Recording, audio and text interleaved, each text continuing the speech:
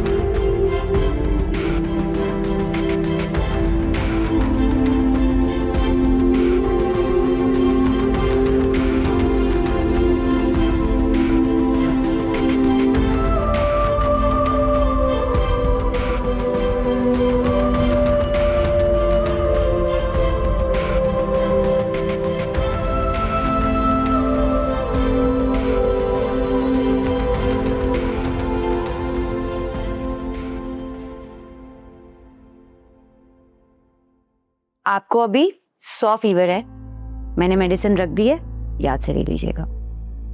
मैं ठीक हूँ, मामूली सा बुखार है, दवाई की जरूरत नहीं है। दवाई की जरूरत है कि नहीं ये आप नहीं, मैं डिसाइड करूंगी। चुप करके आपने खा लेनी है। मैंने कहा ना मैं ठीक हूँ, तुम खामखा तंग कर रही हो मुझे। तंग तो मैंने आप सबको कर रखा है, इतना कि शायद मैं आप दोनों से अब नजरें भी नहीं मिला सकती। ये क्या बात कर दी तुमने? तुम तीनों में मेरी जान है, तुम लोग मेरी दुनिया हो, और तुमने कोई मुझे तंग वंग नहीं किया हुआ। खबरदार जो आइंदा ऐसी बात की।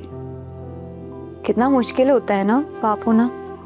बहुत खूबसूरत होता है बाप का होना, और वो भी बेटियों का। और उससे भी ज्यादा खूबसूरत होता है तुम जैसी बहादुर बेटी का बाप होना। ये मुश्किलें, ये मसले, ये सब तो जिंदगी का हिस्सा है।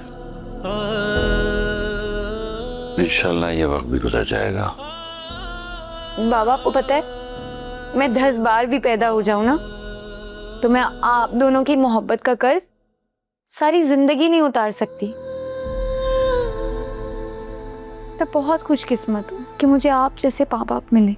इसमें क्या बड़ी बात है? हर बाप अपनी बेटी को शहजादी मानता है,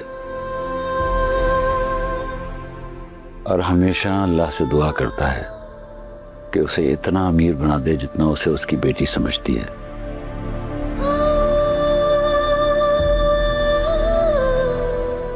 फिजा, बेटा अकरम आया बाहर, ड्राइंग रूम में बैठा है, जाओ जाकर मिल लो उससे।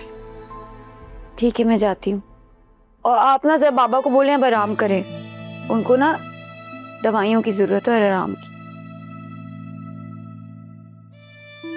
ना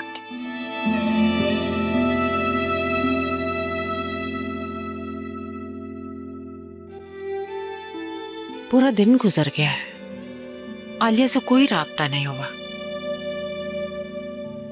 पता नहीं उसका फोन क्यों ऑफ है। शायद हमने उस पर जरूरत से ज्यादा बोझ डाल रखा है। तो और क्या करें? मुझे तो कभी कभी लगता है जैसे आलिया इस घर का बेटा हो। यही तो हमने गलती की है, उस पर हमेशा से जिम्मेदारियां डाली है। उसने कमाना शुरू किया तो जरूरत से ज्यादा माली जिम्मेदारियां उसी ने उठा ली, और जोया को तो जैसे घर सारा वही चलाती थी। तो क्या करें? अगर घर में कोई एक फर्द भी अपनी जिम्मेदारी नहीं उठाए तो जिम्मेदारियां खुद ब खुद दूसरे पर चली जाती हैं। अगर वो भी जिम्मेदारियां नहीं उठाएगा तो घर ही टूटेगा ना, और क्या होगा। बस अब और नहीं,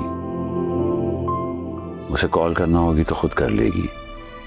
हमें उस पर मजीद जोर जबरदस्ती नहीं करनी चाहिए, खास तौर पे अकरम और फिजा के सिलसिले में। है क्यों? वो जो सुल्तान की तलवार सर पर लटक रही है उसका क्या करेंगे? मुझे अब सुल्तान से डर नहीं लग रहा, जो होगा देखा जाएगा। मैं अपनी बेटियों पे अब गैर जरूरी बोझ नहीं डालूंगा। मुझे अफसोस है कि मैंने आलिया को खामखा इतना प्रेशराइज किया।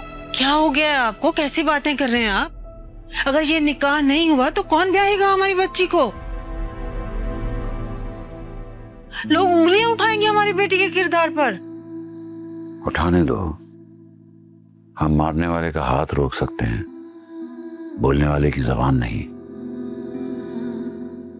और अकरम दुनिया का कोई वाहिद मर्द नहीं है।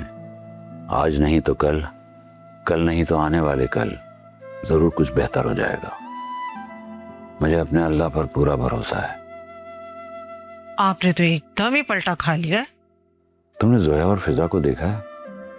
शाम से मेरे बिस्तर से लगी हुई हैं, और अगर आलिया को पता चल जाता तो वो भी इसी तरह करती।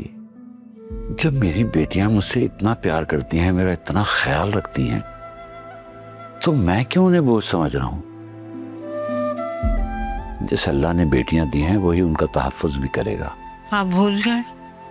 आज सुबह ही उस सुल्तान का वॉइस नोट आया था, कैसे फिरौन बना हुआ था। और तुम क्यों भूल रही हो कि हर फिरौन के लिए मूसा है? बेशक। तुम परेशान मत हो, सब कुछ उस पर छोड़ दो। जहां सारे दरवाजे बंद हो जाते हैं वहीं उसकी रहमत का दरवाजा खुल जाता है।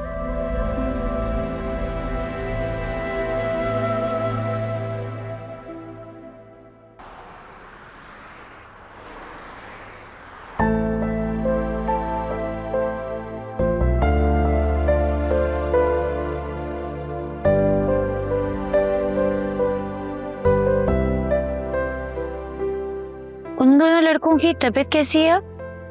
एक को माइनर फ्रैक्चर है और एक को 6 स्टिचेस लगे। That's so sad. हमारे ज्यादा सैड कहानी तो नहीं है यार उनकी। आलिया का नंबर ऑफ जा रहा है, पता नहीं वो कहाँ गायब हो गई है। अम्मा बाबा इतने परेशान हो रहे हैं उसकी वजह से। दादी से बात हुई थी मेरी, वो तो कह रही थी भाभी लंच टाइम पे घर आई थी। What? लंच टाइम पे? Anyways, तुम्हारी नौशीन आंटी से कोई बात हुई हमारे रिश्ते के बारे में?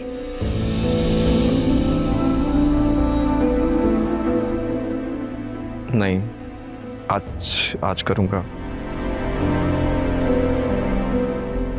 मगर मम्मी मान नहीं रही है।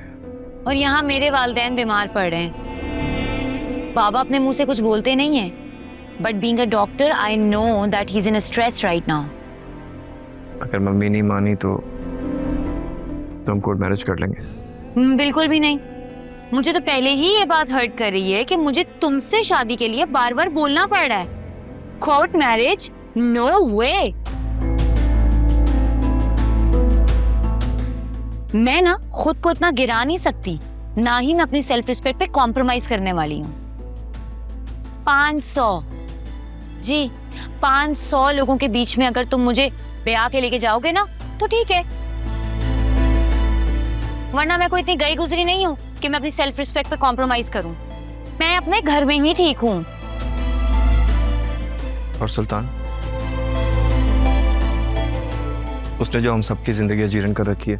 अल्लाह मालिक है, जिसने मुझे इतनी मुश्किलों से निकाला है वो मजीद भी निकाल लेगा, कोई ना कोई वसीला बन जाएगा।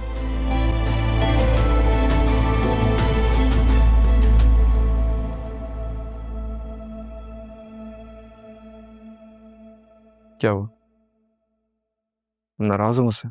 नहीं, बिल्कुल भी नहीं। देखो, इन सब के बाद मुझे एक ही सोल्यूशन नजर आ रहा है, और भाई भी इस अहम मौके पे बाहर गए हुए। दादी भी अपनी सब कोशिश करके देख चुकी है। हाँ, ये है कि अगर हम कोर्ट मैरिज कर लेते हैं तो दादी हमारा प्रॉपर साथ देंगी। ये बात तो मैं दादी ने खुद कही है। हाँ, उन्होंने मुझे यही कहा है कि मैं जो भी डिसीजन लूँगा वो मेरा साथ देंगी। अब तुम बताओ, तुम क्या चाहती हो? मुझे ये तो नहीं मालूम कि अब मुझे क्या करना है, पर हाँ इतना जरूर मालूम है कि मुझे ऐसा कोई कदम भी अब नहीं उठाना जिससे एक अगवा शुदा लड़की के किरदार पर कोई उंगली उठे या उस पर कोई बात करे।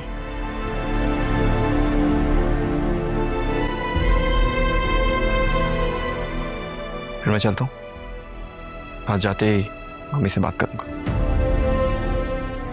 रुको रुको, चाय बनाई थी, चाय तो पी लो।